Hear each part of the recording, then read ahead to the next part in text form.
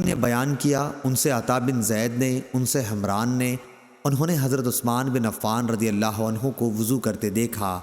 آپ نے پہلے اپنے دونوں ہاتھوں پر 3 مرتبہ پانی ڈالا، پھر کلی کی اور ناک صاف کی، پھر 3 مرتبہ چہرہ دھویا، پھر دایاں ہاتھ کوہنی تک دھویا، پھر بایاں ہاتھ کوہنی تک دھویا، 3 مرتبہ۔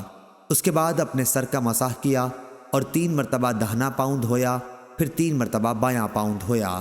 آخر میں کہا کہ جس طرح میں نے وضو کیا ہے، میں نے رسول اللہ صلی اللہ علیہ وسلم کو بھی اسی طرح وضو کرتے دیکھا ہے۔